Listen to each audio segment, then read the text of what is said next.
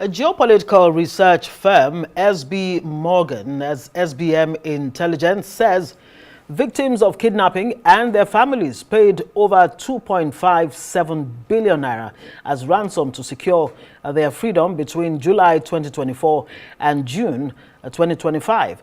Now, the firm, in its latest report titled The Economics of Nigeria's Kidnap Industry, says 48 billion naira was the total amount demanded by kidnappers from their victims in the said period. Now, it also claimed that more than 4,722 people were kidnapped in at least 997 incidents, in which at least 762 people were killed in the same period. Now, according to SBM, Nigeria's kidnapping crisis has evolved into a lucrative criminal enterprise, with the Northwest identified as the most violent. It says the Southeast and South-South face targeted religious abductions and financial extortion. While identifying poverty, unemployment, and weak law enforcement as the root causes of insecurity in the country, it called on the security forces to dismantle the criminal networks for the country to break the cycle of kidnappings, ransoms, and deaths. Now, for more on the SBM Intelligence report on insecurity and payment of trillions of naira as ransom to kidnappers by victims, I'm now joined by from Wavedon, England, by Cheta Nwanze, as a partner at SBM Intelligence. Thank you so much for joining us. Well, in that intro, it is safe then to say that this truly is an industry. It has become an industry, talking about kidnapping and abductions in the country. What exactly is driving this industrial scale abductions? Good evening, and thank you for having me. So to answer your question, the root causes are quite simple.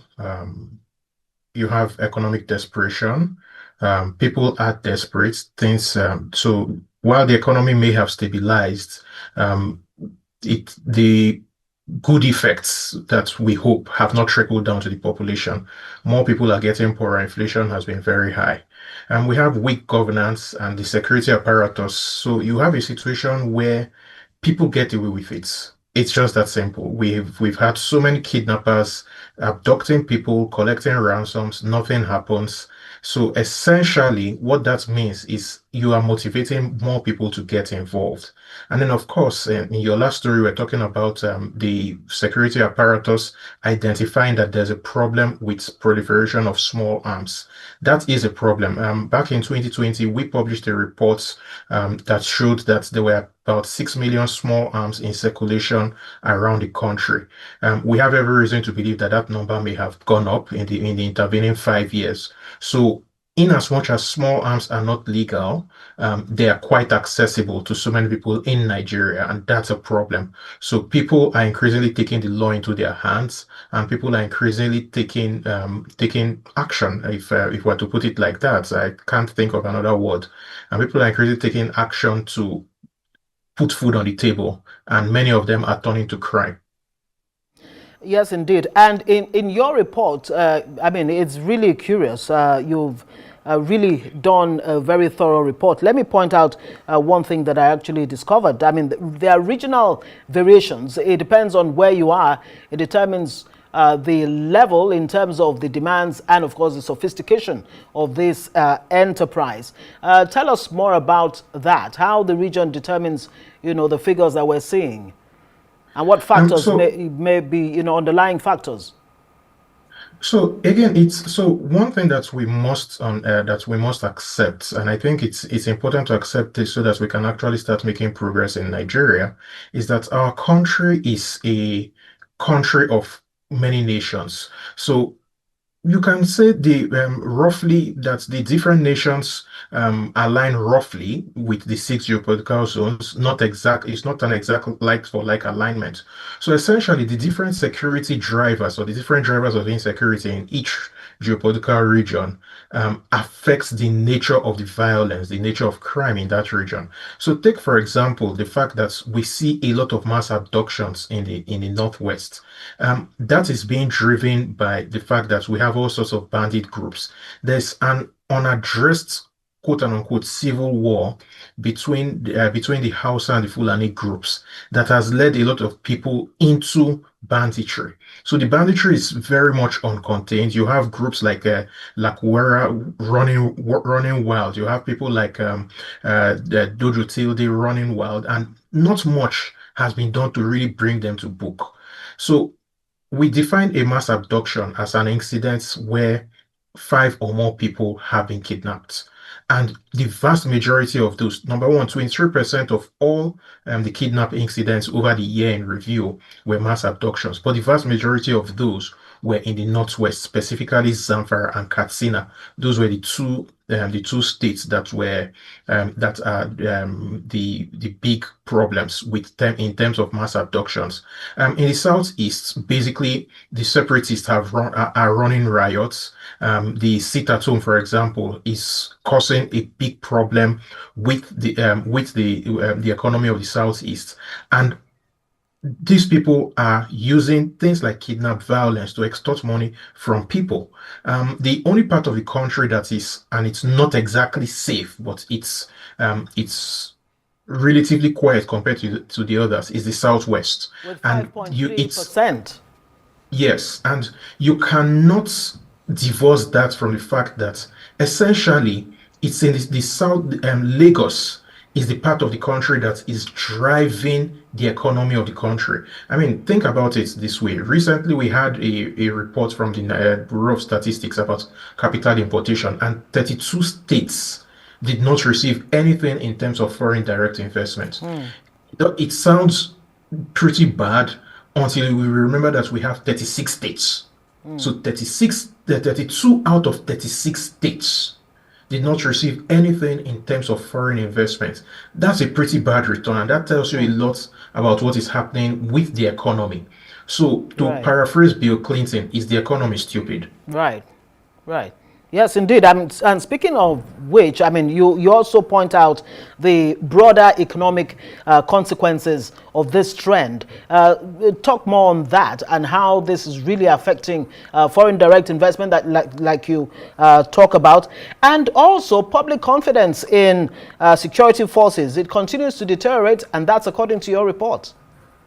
Well, not just according to my reports or to our reports. Right. I'm a part of an organization, but it's something that we see. I mean, the newspapers tell that tale routinely. You have so many incidents, and we documented some of those incidents in that report, where the security services claims that no ransom was paid, only for a few weeks later you heard from the victims that ransoms were paid. I'll give an example which is not exactly personal to me, but I have an indirect knowledge of that. A staff of the university's commission was kidnapped along with his family at the start of last year, and then unfortunately one of his kids was killed. And then eventually the family was let go. Then the police claimed that, oh, they rescued them. They didn't pass the smell test because A, nobody was arrested. And then B, when nobody was arrested, eventually staff from the NUC began to speak out, said that, oh, they actually contributed money and delivered 30 million naira to the kidnappers. So when you have such a scenario, you now want to do some basic maths here. What would be the average on the level of that person? The average salary was about, say, 1.2 million naira per year. The ransom delivered was 30 million. Now, let us assume, for the sake of ease of calculation, the salary was 1.5 million naira per year. This is accurate as of the start of 2024. It would mean that 20 people contributed their entire annual income in order to raise that ransom. Of course, we know that people are not walking around with their entire annual income in their pockets. So which means that possibly 10 times as many people contributed, which is 200 people. And these 200 people would have heard the police claim that no ransom was paid.